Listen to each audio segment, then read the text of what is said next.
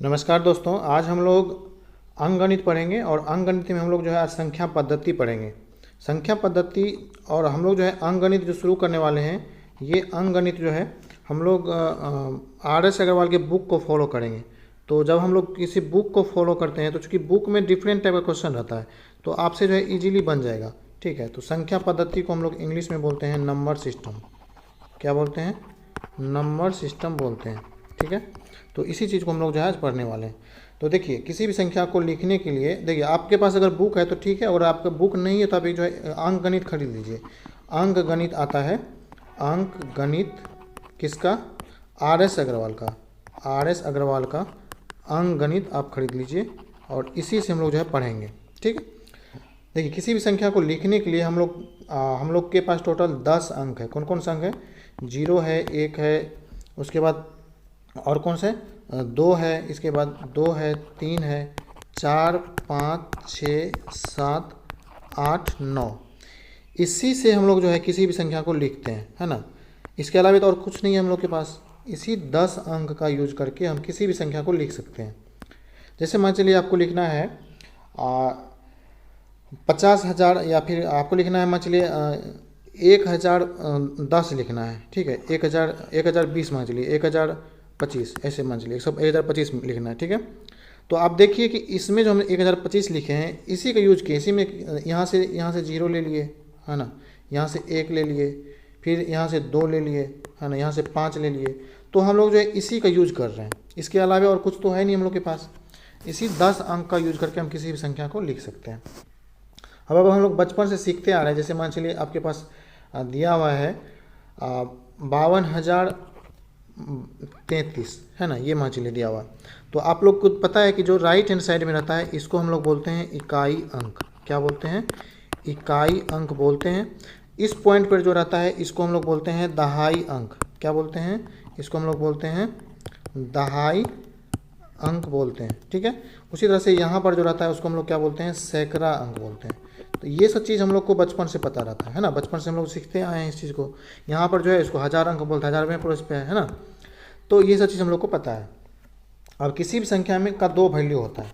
किसी भी संख्या में 2 वैल्यू होता है। एक होता है जातीय मान। क्या होता है?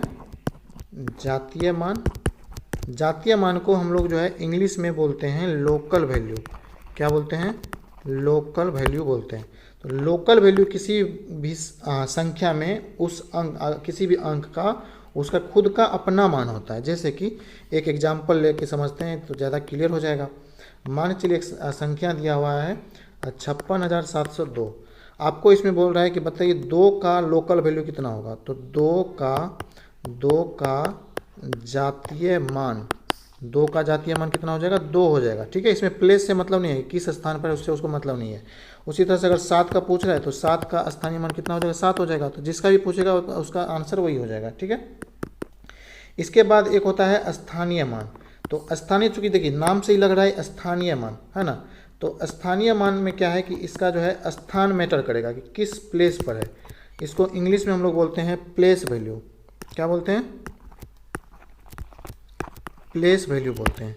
ठीक है, तो इसमें क्या है कि किस स्थान पर है वो ज़्यादा मैटर करता है। तो प्लेस वैल्यू सीखने के लिए हम लोग को क्या करना पड़ेगा? सबसे पहले कुछ रूल है इसका, उस चीज़ को समझ लेते हैं। अगर कोई संख्या में जो है इकाई अंक का हमको स्थानीय मान निकालना है तो इकाई अंक का स्थानीय मान जो है हम लोग कैसे निकालेंगे? तो हम लोग को यहाँ पर लिख देते हैं। तो यहाँ पर जो है पहले लिखेंगे इकाई अंक का स्थानीय मान। ठीक है, इकाई अंक का स्थानीय मान इसका बराबर होता है इकाई अंक, ठीक है, और गुना 1। इकाई अंक यहाँ पर लिख देते हैं इकाई अंक और गुना 1। ठीक है, उसी तरह से आपको अगर दहाई अंक का पूछ रहा है, दहाई अंक का स्थानीय मान, तो क्या हो जाएगा? स्थानीय मान ये कितना हो जाएगा? दहाई अंक और गुना कितना हो जाएगा? 10। ठीक है, इसी तरह से आगे बढ़ते जाएगा। तो आपको जो है यहाँ पर एक क्वेश्चन लेते हैं। जैसे मान चलिए क्वेश्चन दिया हुआ है, क्वेश्चन है 76203। आपको बताना है कि 3 का स्थानीय मान कितना होगा। 3 का स्थानीय मान, तो 3 का स्थानीय मान कितना हो जाएगा। 3 किस स्थान पर है, यहाँ पर देखिए 3 जो है, 3 किस स्थान पर है, 3 है इकाई स्थान पर, है ना, ये तो इकाई स्थान पर है। तो कितना हो जाएगा, 3 गुना इकाई स्थान मतलब 1 से गुना कर देंगे, तो ये कितना हो जाएगा, 3 हो जाएगा। उसी तरह से आपको अगर 2 का स्थानीय मान पूछ रहा है तो 2 का स्थानीय मान कितना हो जाएगा, 2 गुना 2 किस स्थान पर है, यह इकाई स्थान पर, दहाई स्थान पर और यहाँ पर सैकड़ा स्थान पर, है ना। यहाँ पर देख लीजिए सैकड़ा स्थान पर है, तो हम लोग जो है इसमें कितना से गुना कर देंगे, 100 से गुना कर देंगे। तो 2 का स्थानीय मान कितना हो जाएगा, 200 हो जाएगा, ठीक है। उसी तरह से हम 6 का निकाल सकते हैं।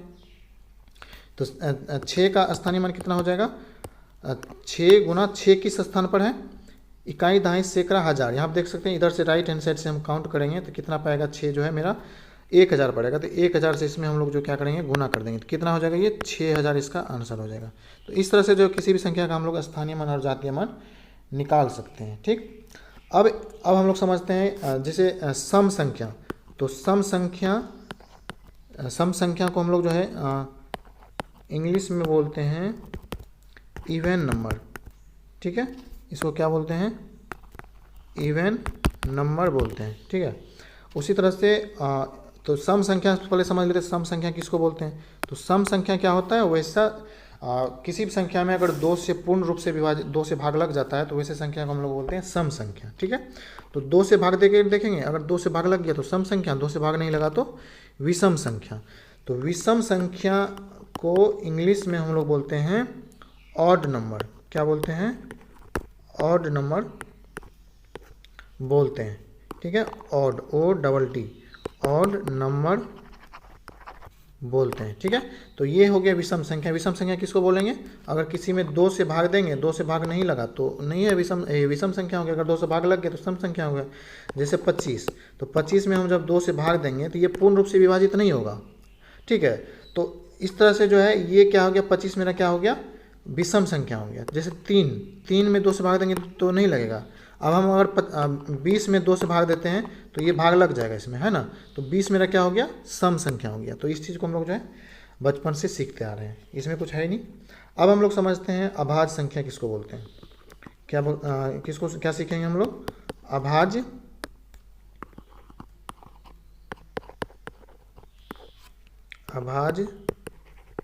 संख्या सीखेंगे। अभाज्य संख्या को इंग्लिश में बोलते हैं प्राइम नंबर। क्या बोलते हैं, प्राइम। इस चीज को सीखते हैं।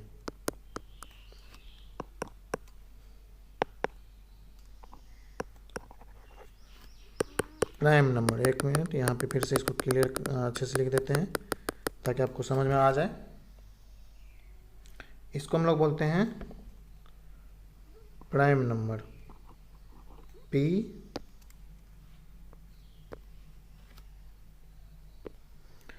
तो अभी हम लोग जो है सीखेंगे अभाज्य संख्या किसको बोलते हैं, ठीक है। अभाज्य संख्या,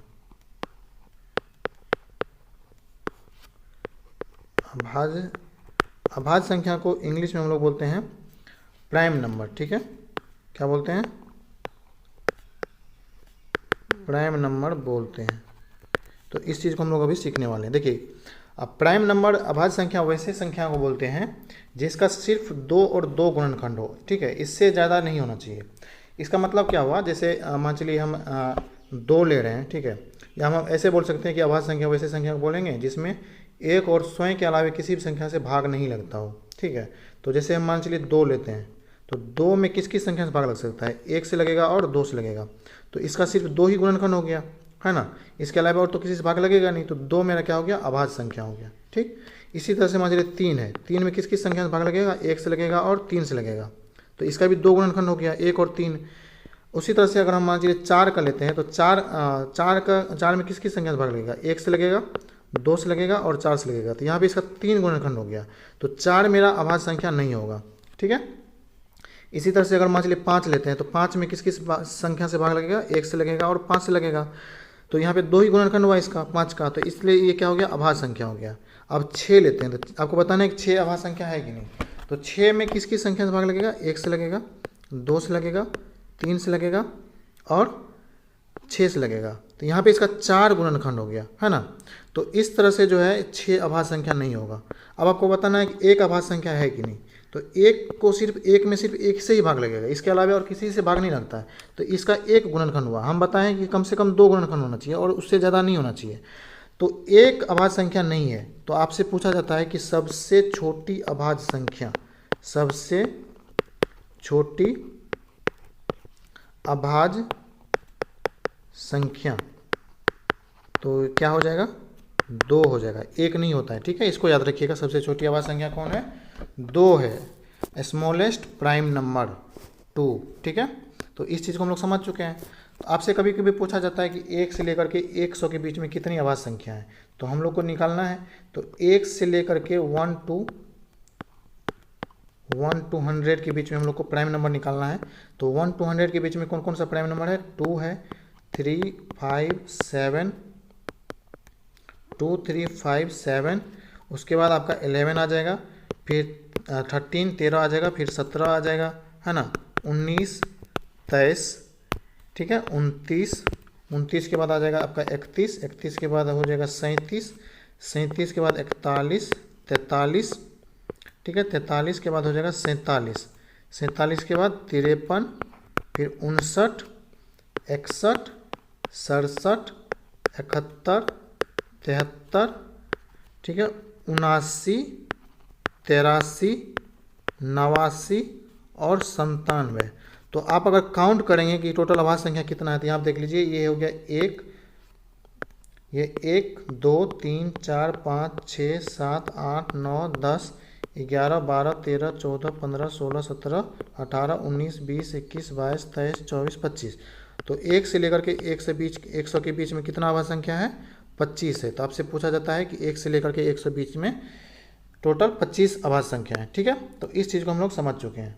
अब मान चलिए जैसे 100 के बीच में है, अगर हम याद भी कर लेंगे तो 100 तक ही याद कर पाएंगे, है ना। उससे बड़ा है तो हम कैसे पता करेंगे, ठीक है। उसमें हमको पता है 100 के अंदर में हमको पता करने के लिए हमको याद रखना पड़ेगा।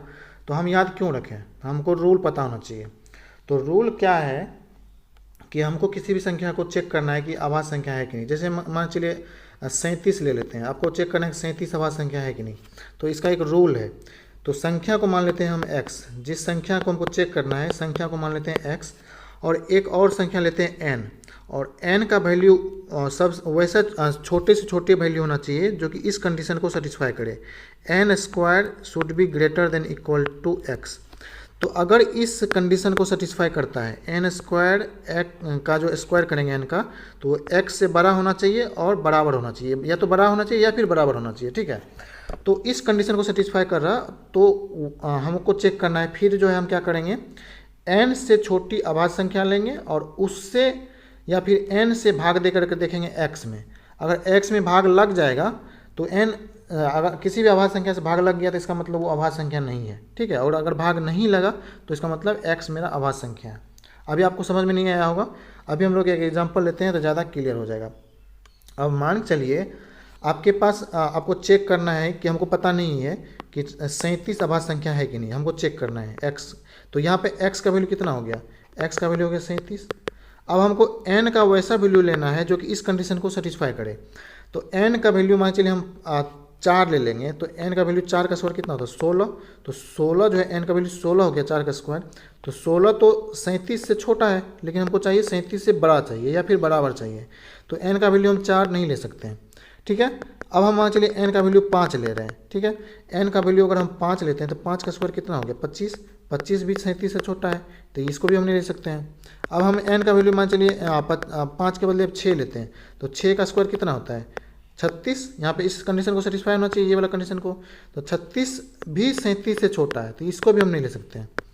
तो अब हम चूँकि हमको कंडीशन कौन सा सेटिस्फाई करना चाहिए, n² का वैल्यू जो है, n² का वैल्यू या तो बड़ा होना चाहिए x से या फिर बराबर होना चाहिए, इस कंडीशन को सेटिस्फाई करना चाहिए, ठीक है। और n का छोटा से छोटा वैल्यू होना चाहिए, ऐसा नहीं कि बड़ा से बड़ा वैल्यू ले लेंगे।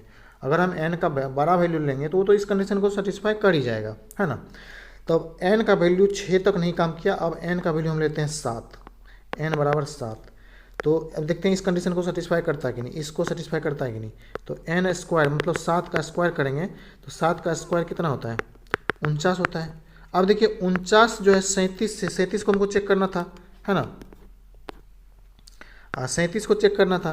तो 37 जो है ये 49 से बड़ा है, तो इस कंडीशन को सेटिस्फाई कर गया। अब आप बोलिएगा कि हम एन का वैल्यू 8 लेंगे, 7 नहीं लेंगे, 8 का स्क्वायर करेंगे तो हो गया 64, है ना। तो ये भी तो 37 से बड़ा है, तो ये भी तो कंडीशन को सेटिस्फाई कर गया। लेकिन हम 8 का वैल्यू जो है एन का वैल्यू 8 नहीं लेंगे। क्यों नहीं लेंगे, क्योंकि हम बताए हैं कि एन का छोटा से छोटा वैल्यू जो इस कंडीशन को सेटिस्फाई करे, ठीक है। अब चूंकि यहाँ पे हमको 7 में ही सेटिस्फाई हो गया, इसलिए हम 8 नहीं लेंगे, ठीक है। तो ये हम जो एन का वैल्यू कितना हो गया मेरे पास, यहाँ पर 7 हो गया, ठीक है। तो एन का वैल्यू मेरे पास कितना हो गया, 7 हो गया। अब हमको सेटिस्फाई करना है कंडीशन ये वाला, n square should be equal to greater than, ये वाला कंडीशन हमको सेटिस्फाई करना था। एन का वैल्यू 7 हो गया, तो अब एन से छोटा हम लेंगे अभाज्य संख्या। तो 7 से छोटा अभाज्य संख्या कौन कौन हो गया, 2 हो गया, 3 हो गया, 5 हो गया, और भी है नहीं है। अब इस 2, 3, 5 में से किसी भी संख्या से हम भाग दे करके देखेंगे 37 में, एक्स का वैल्यू हो गया 37, तो हम 37 में पहले 2 से भाग देंगे, 2 से भाग देंगे। भाग लगा कि नहीं लगा, भाग नहीं लग रहा है यहाँ पे, है ना। भाग चूँकि 37 में जब भाग देंगे तो भाग तो पूरा लगेगा नहीं, है ना। यहाँ पे देख सकते हैं, यहाँ पे 2 हो गया और यहाँ पर हो गया 1 7 और 8 दूना 16, यहाँ पे 1 शेष बच गया, तो भाग तो लगा नहीं, 2 से नहीं लगा। फिर 3 से भाग दे के देखेंगे, 5 से भाग दे के देखेंगे। अगर किसी से भाग लग जाता है इसमें 37 में, तो ये जो है अभाज्य संख्या नहीं होता, और चूंकि नहीं लग रहा भाग, इसलिए 37 मेरा क्या हो जाएगा, अभाज्य संख्या हो जाएगा। तो हम लोग को अगर चेक करना है तो इसी तरह से हम चेक करेंगे। एक और ले लेते हैं, मान चलिए 50 चेक करना है, तो x बराबर हम लेते हैं 50, इसको चेक करना है कि ये अभाज्य संख्या है कि नहीं, ठीक है। हमको नहीं पता, ठीक है, बहुत बड़ा संख्या ले लेते हैं, मान चलिए हम ले लेते हैं 51 ले लेते हैं, ठीक है। तो 51 को हमको चेक करना है, या फिर किसी और संख्या को ले लीजिए, मान चलिए 79 ले लेते हैं या 78 ले लेते हैं। आपको चेक करना है कि ये अभाज्य संख्या है कि नहीं। तो ये x बराबर हो गया कितना, 78 है, तो x बराबर हो गया 78। हमको कौन सा कंडीशन सेटिस्फाई करना था, एन स्क्वायर का वैल्यू जो है x से बड़ा होना चाहिए। तो हमको अब यहाँ पे n का वैल्यू निकालना पड़ेगा। n का वैल्यू हम कैसे निकालेंगे, तो n का स्क्वायर x से जस्ट बड़ा होना चाहिए या फिर बराबर होना चाहिए। तो n का वैल्यू अगर हम 7 लेते हैं तो 7 7 49 नहीं होगा, ये छोटा हो गया 78 से। 8 लेंगे तो 88 64, वो भी नहीं होगा।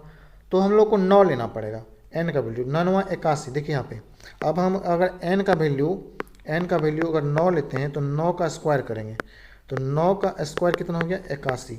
81 78 से क्या हो गया, बड़ा हो गया। तो इस कंडीशन को जो है ये सेटिस्फाई कर गया, है ना। ये वाला जो रूल है यार, 81 से 78 से बड़ा है, तो ये इस कंडीशन को सेटिस्फाई कर गया, है ना। बड़ा या फिर बराबर होना चाहिए, ठीक है, इसमें से कुछ भी हो सकता है। ये हो गया। अब हम n का वैल्यू लेंगे तो n से छोटी अभाज्य संख्या, n से छोटी मतलब 8 9 से छोटी, 9 से छोटी कौन कौन हो गया, 2 हो गया, ठीक है, 2 हो गया, 3 हो गया, और कौन कौन हो गया, 9 से छोटी क्या क्या है, 2 3 5 7, और तो नहीं है। इसके बाद 11 हो जाता है जो कि 9 से बड़ा है, तो हमको 9 से छोटा अभाज्य संख्या लेना है।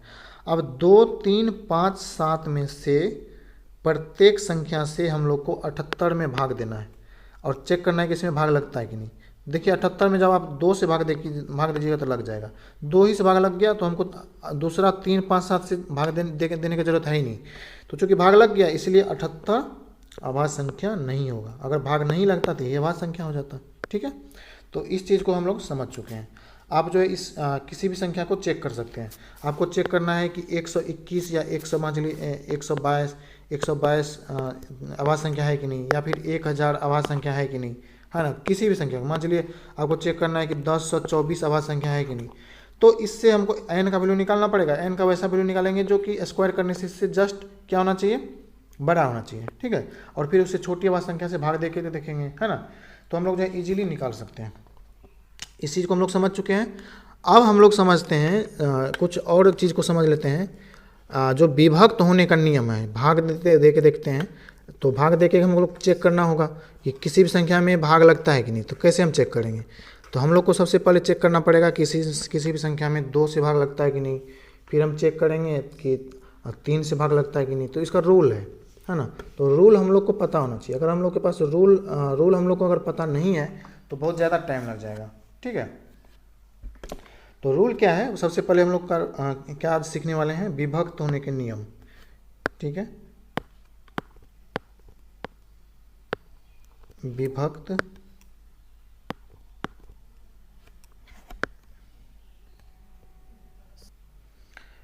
अभी हम लोग सीखने वाले हैं विभक्त होने के नियम। तो देखिए, विभक्त होने के नियम हम लोग को पता होना चाहिए कि किसी भी संख्या में कब भाग लगता है। तो हम लोग समझेंगे अभी विभक्त होने के नियम सीखने वाले हैं। ठीक है, तो अभी हम लोग सीखेंगे, सबसे पहले हम लोग सीखेंगे 2 से विभक्त होने के नियम। पहला है मेरे पास 2 से विभक्त 2 से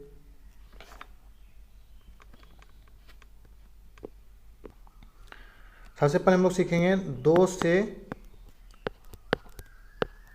विभक्त होने के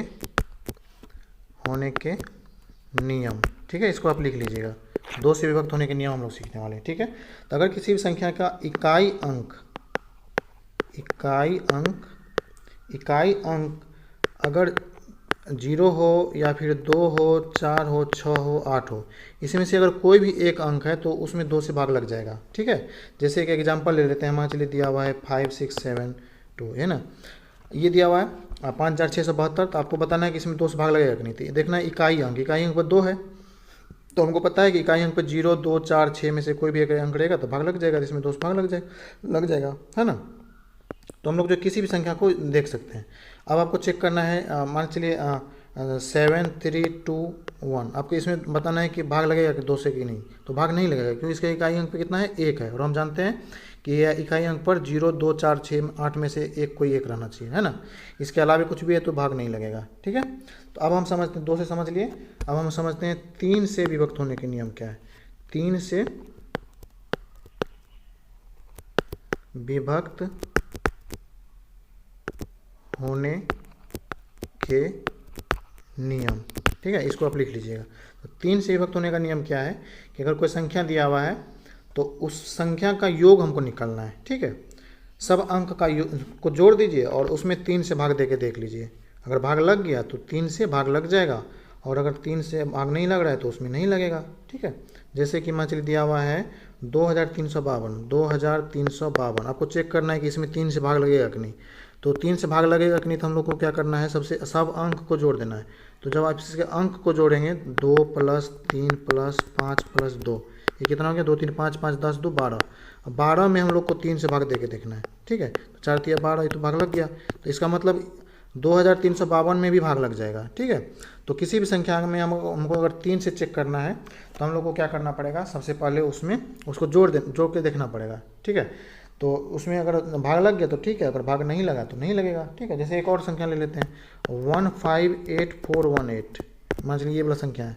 आपको बताना है कि इसमें 3 से भाग लगेगा कि नहीं। तो सब अंक को जोड़ देंगे, तो क्या करेंगे, 1 + 5 + 8 + 4 + 1 + 8 से सबको जोड़ दीजिए। जितना होता है उसमें भाग दे करके देख लीजिए। ठीक है, अगर आप भाग लग गया तो पूरे संख्या में भी भाग लग जाएगा। ठीक है, अगर भाग नहीं लगा तो पूरा संख्या में भाग नहीं लगेगा। ठीक, तो यहाँ पे कितना हो गया, 5 1 6, यहाँ पे देख सकते हैं आप, ये कितना हो गया, 5 1 6 हो गया, और 6 और 6 8 6 14 हो गया, 14 और 4 18, और 18 1 19, 19 8 27 27 हो गया। 27 में हम 3 से भाग दे के देखेंगे, तो 27 में जब हम 3 से भाग देते हैं तो भाग लग जाता है ना, 9 3 27 कट गया। इसका मतलब पूरे संख्या में भी 3 से भाग लग जाएगा। तो हमको पूरा संख्या में भाग देने की कोई ज़रूरत नहीं है, सिर्फ उसको जोड़ देना है और भाग दे के देखना है। इसी तरह से है 9 से रूल, जो 3 का रूल है उस वैसा ही रूल है 9 से विभक्त होने का नियम। तो 9 से विभक्त होने का नियम क्या है कि किसी भी संख्या में अगर चेक करना है तो उसका जो है हम लोग को क्या करना पड़ेगा, अंक को जोड़ करके 9 से भाग दे करके देखना पड़ेगा। तो एग्जाम्पल हम ले लेते हैं, ज़्यादा क्लियर हो जाएगा। ठीक है, अब एक एग्जाम्पल है, मान चलिए एग्जाम्पल हम ले लेते हैं, ये एग्जाम्पल है। ठीक है, अब आपको बताना है कि इसमें भाग लगेगा कि नहीं। ठीक है, तो अगर इसमें भाग लग जाता है तो भाग लग जाएगा, अगर भाग नहीं लगेगा, किससे भाग देना हमको, 9 से। पूरा संख्या में 9 से हमको चेक करना है कि इसमें भाग लगता है कि नहीं। तो हम लोग को पूरे संख्या में भाग देने का कोई ज़रूरत नहीं है। क्या करेंगे, सबको जोड़ देंगे।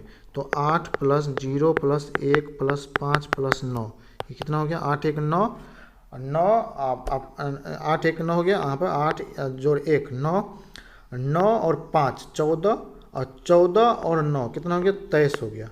तो 23 में हम 9 से भाग दे करके देखेंगे, तो भाग चूँकि 23 में भाग नहीं लग रहा है ये, तो इसलिए इस पूरे संख्या में भी भाग नहीं लगेगा। ठीक है, तो इस तरह से जो हम किसी भी संख्या को चेक कर सकते हैं।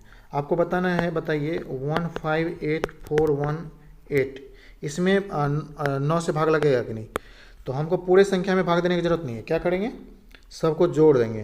तो 1 जोड़ 5 जोड़ 8 जोड़ 4 जोड़ 1 जोड़ 8, ये कितना हो गया, 1 5 1 6, 8 6 14, 14 और 4 कितना हो गया, 18, 1 19, 19 और 8 कितना हो गया, 27। 27 में 9 से भाग दे के देख लेंगे। तो 27 में जब भाग देंगे तो 9 × 27 है ना, भाग लग गया। तो इसका मतलब हुआ कि इसमें भी भाग लग जाएगा, है ना। तो हमको पूरे संख्या में भाग देने का कोई ज़रूरत नहीं है। हमको अगर चेक करना है, आपको बताना है कि 9 से भाग लगेगा कि नहीं किसी संख्या में, तो सबको जोड़ देना है और उसमें जो है 9 से भाग दे करके देखना है। अब 9 से समझ लिए, तो हम 4 से समझ लेते हैं कि 4 से कब भाग लगता है। तो किसी संख्या में 4 से जब हमको चेक करना है, तो उसका लास्ट का 2 अंक देखना है, दहाई और इकाई अंक, और उसमें 4 से भाग दे करके देखना है। जैसे आप मान चलिए एक संख्या दिया हुआ है 5432998। अब आपको बताना है कि इसमें 4 से भाग लगेगा कि नहीं। ठीक है, तो हमको चेक करना है कि इसमें भाग लगता है कि नहीं। तो हम क्या करेंगे, लास्ट का 2 अंक लेंगे। ठीक है, ये लास्ट का 2 अंक लेंगे। कितना है लास्ट का 2 अंक, 98। 98 में 4 से भाग दे करके देखेंगे।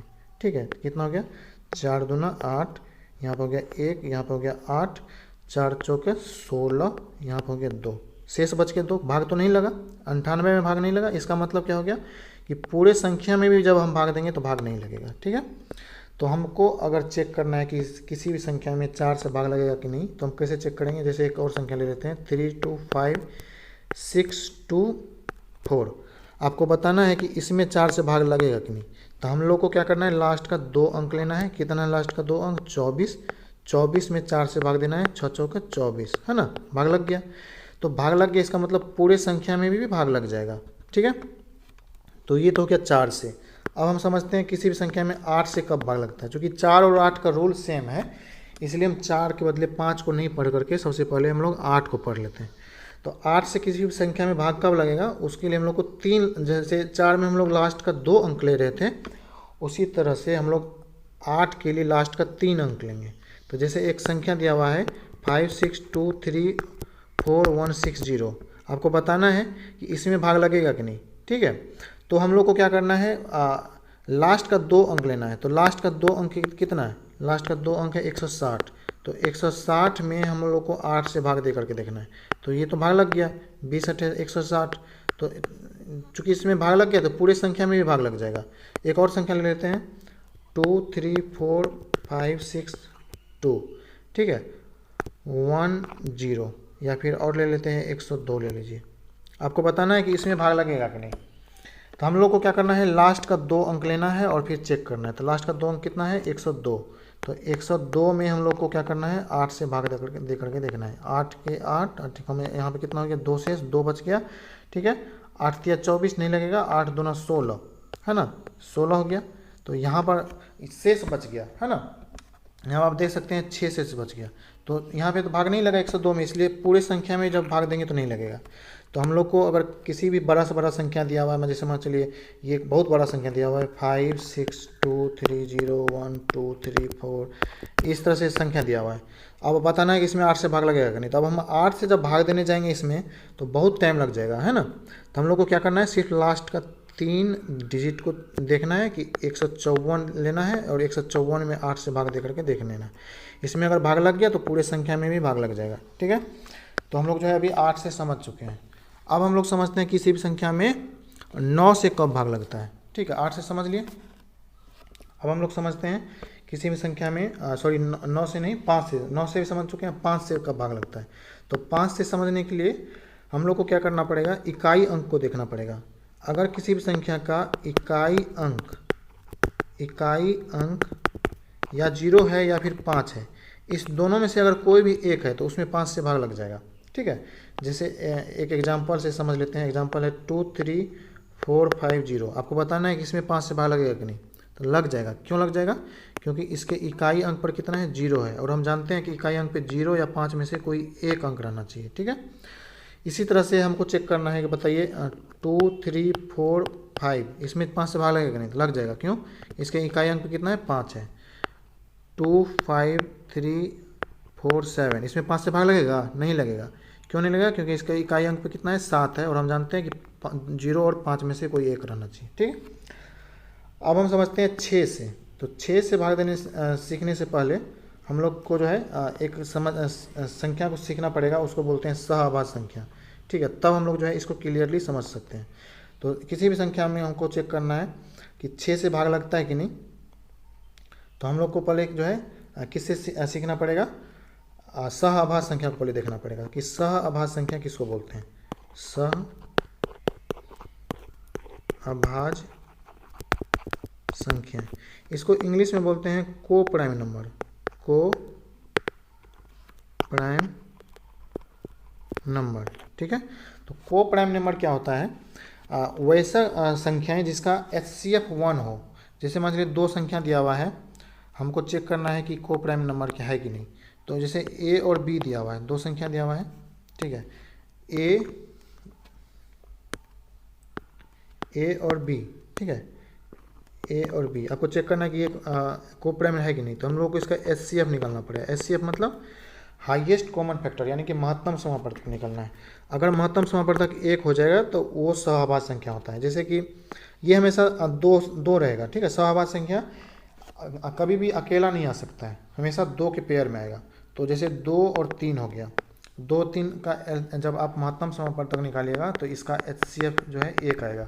तो इसलिए 2 और 3 क्या हो गया, मेरा को प्राइम नंबर हो गया, यानी कि सहआभाज्य संख्या हो गया। ठीक है।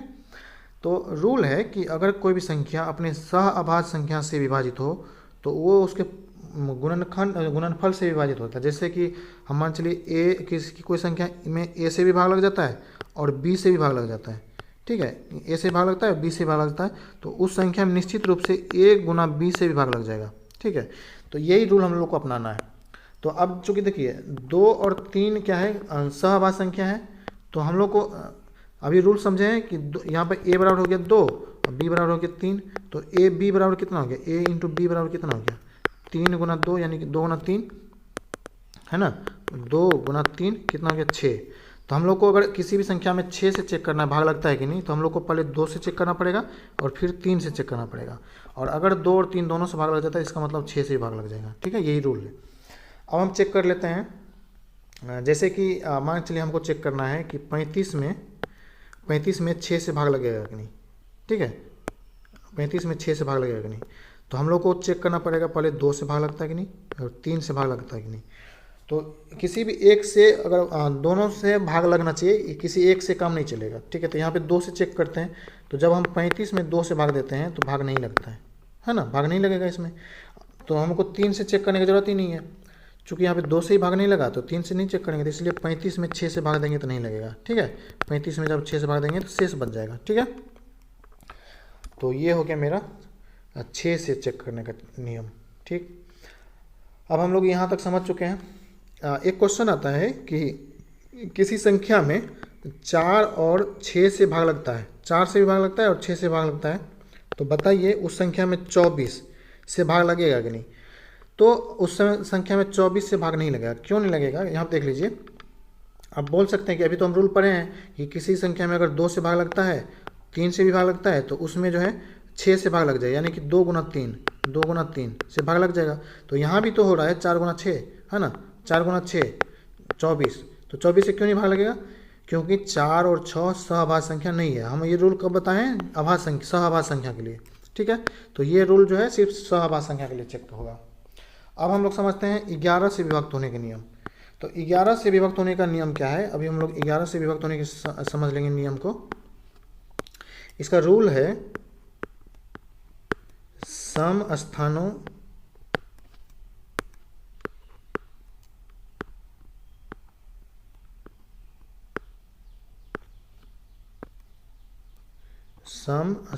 एक मिनट,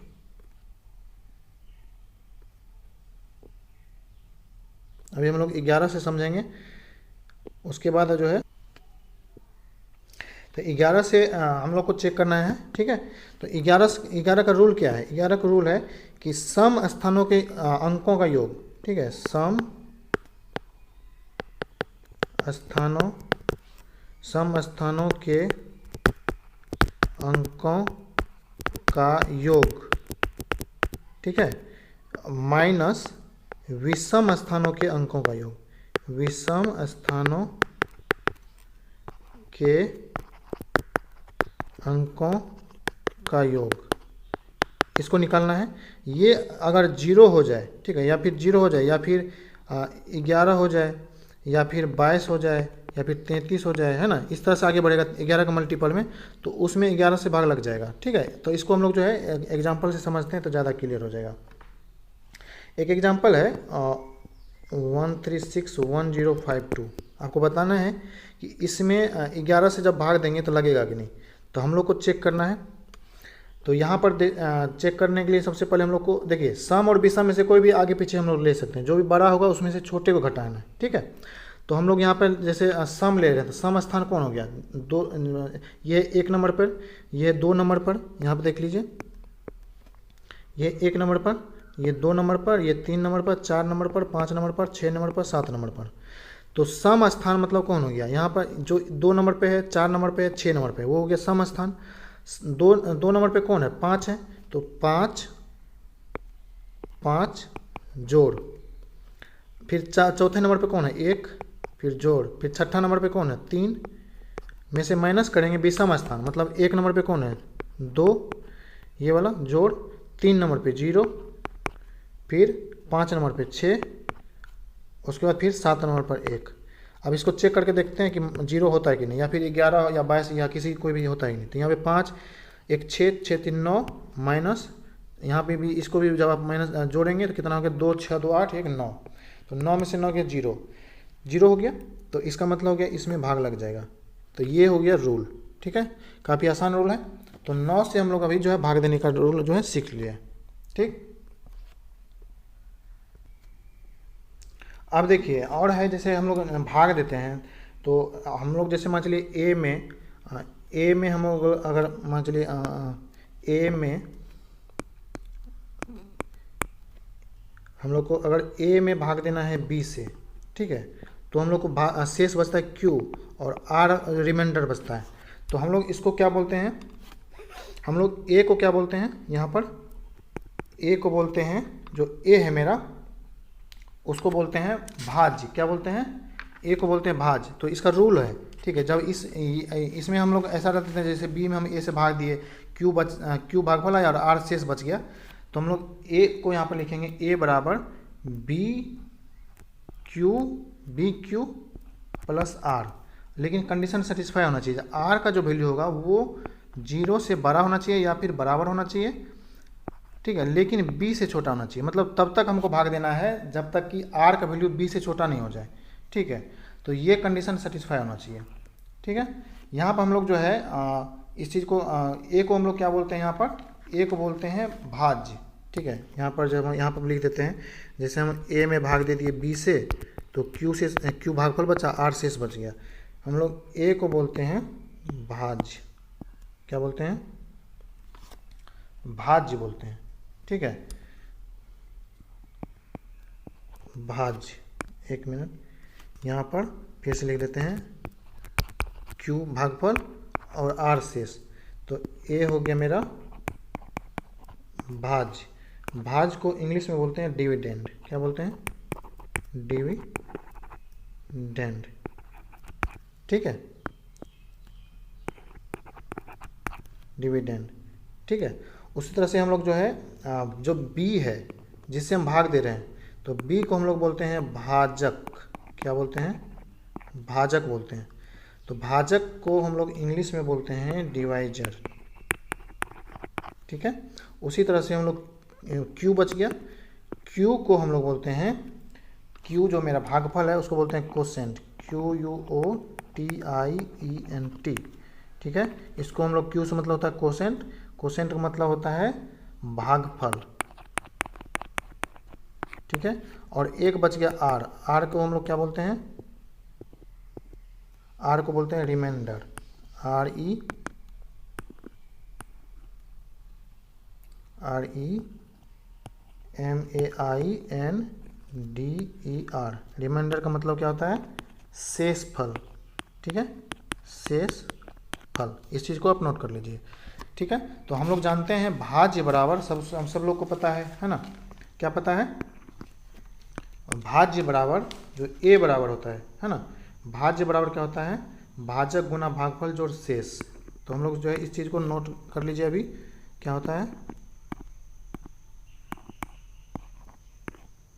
भाज्य बराबर, थोड़ा छोटा लिखते हैं,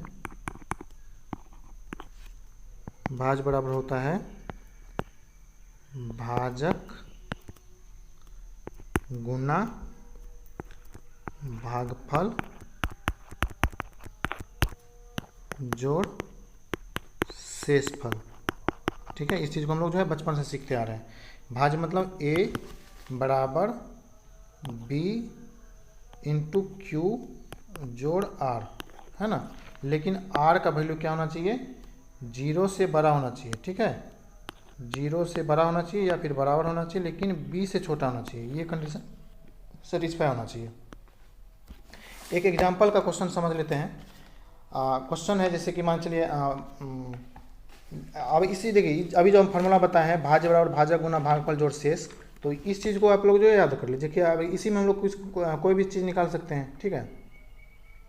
अब एक संख्या है, क्वेश्चन है मेरा, क्वेश्चन है कि 4000 से छोटी, ठीक है, 4000 में से छोटी क्वेश्चन है मेरा, क्वेश्चन लिख देते हैं, क्वेश्चन लिख देने से ज़्यादा क्लियर हो जाएगा, ठीक है।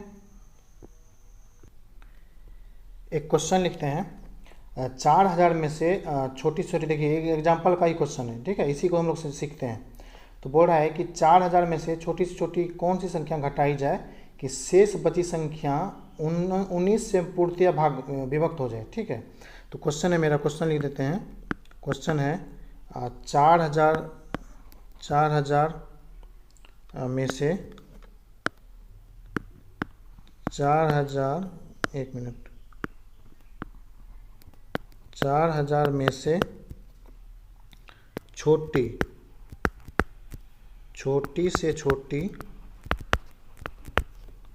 से छोटी क्या संख्या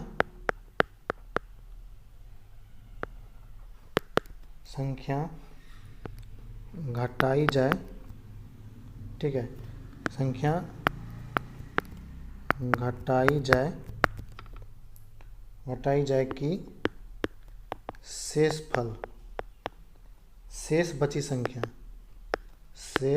संख्या 19 से पूर्णतया विभक्त हो जाए,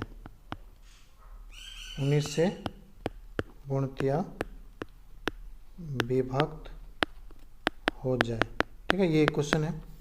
तो 4000 में से वैसा कौन सा छोटे से छोटे संख्या घटाया जाए कि उसमें 19 से जब भाग देंगे तो पूर्ण रूप से विभाजित हो जाए। तो हम लोग को सबसे पहले 19 से 4000 में भाग देके देखते हैं, ठीक है, कि शेष कितना बचता है।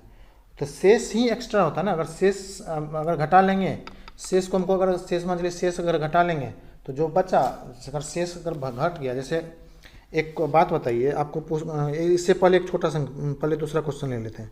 क्वेश्चन है कि 35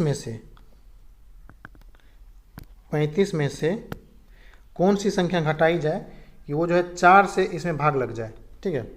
35 में से छोटी कौन सी संख्या घटाई जाए कि 4 से भाग लग जाए। तो हम लोग को क्या करना है, 35 में सबसे पहले क्या करना है, 4 से भाग देके देखना है। तो 35 में 4 से भाग देकर देखेंगे शेष कितना बचता है। तो 8 चौका 32 हो गया, है ना, ये हो गया 8 चौका 32, 3 हो गया एक्स्ट्रा। तो यही 3 हम लोग के पास एक्स्ट्रा है। तो 35 में से अगर हम 3 को घटा लेंगे तो कितना हो गया 32। तो 32 में अब जब हम अगर भाग देंगे 4 से तो ये भाग लग जाएगा, है ना, 4 से भाग लग जाएगा, 32 में 4 से भाग लग गया। तो इसका मतलब क्या हुआ कि जो शेष बचता है उसी को हमको घटाना होता है। तो 32 में अगर 4 से भाग देंगे 8 चौके 32, अब कट जाएगा ये, है ना। तो जो शेष है उसको घटा देना है। तो इस तरह के क्वेश्चन में आपको पूछा जाए कि इसमें से छोटी संख्या क्या घटाई जाए कि 19 से भाग लग जाए। तो आपसे पूछा गया, यहाँ पर क्या पूछा गया है, 4000 है ना, यही क्वेश्चन था ना कि 4000 में कौन सा संख्या घटाई जाए। तो 4000 में से मान चलिए हम 4000 में से हमको 19 चेक करना है, 19 से कि कब भाग लगता है, कौन सा घटाएंगे। तो 19 से जब हम भाग देंगे तो यहाँ पे 2 लगेगा, है ना, 19 दूना 38, यहाँ पे 2 शेष बच गया, ये 0 उतर गया, फिर 1 लगेगा, 19 का 19, है ना, यहाँ पर 1 बच गया और यहाँ पे 0 उतर गया, फिर यहाँ पे 0 उतर गया क्योंकि अब भाग नहीं लग रहा। तो यहाँ पर 10 मेरे पास क्या बच गया, एक्स्ट्रा बच गया, है ना। तो अगर हम 10 को घटा लेंगे 4000 में से तो जो बचेगा वही मेरा संख्या होगा। तो यही मेरा आंसर हो गया, 10 को घटाना है। यही ना पूछा था कि कौन संख्या घटाई जाए। तो यही हम लोग अभी सीखे थे। जैसे मान लीजिए आपको दिया हुआ है कि 37 में से कौन सी संख्या को घटाई जाए कि इसमें जो है 5 से भाग लग जाए। तो 37 में हमको 5 से चेक करना है, तो 5 से भाग दे करके देखेंगे। तो 5 7 35, है ना, 7 5 35 हो गया, यहाँ पे 2 बच गया। तो यही मेरे पास जो शेष बच गया 2, यही एक्स्ट्रा है ना। तो अगर हम 37 में से 2 को घटा देंगे तो बच गया 35। तो यही 2 घट गया, 35 बच गया, तो भाग लग जाएगा 35 में, है ना। तो यही इस तरह से हम लोग जो है क्वेश्चन बना सकते हैं। ठीक है, तो अभी हम लोग जो इतना ही रखते हैं। अगले क्लास में हम लोग जो है नेक्स्ट और चीज़ सीखेंगे। तो तब तक के लिए थैंक यू, धन्यवाद, मिलते हैं अगले वीडियो में।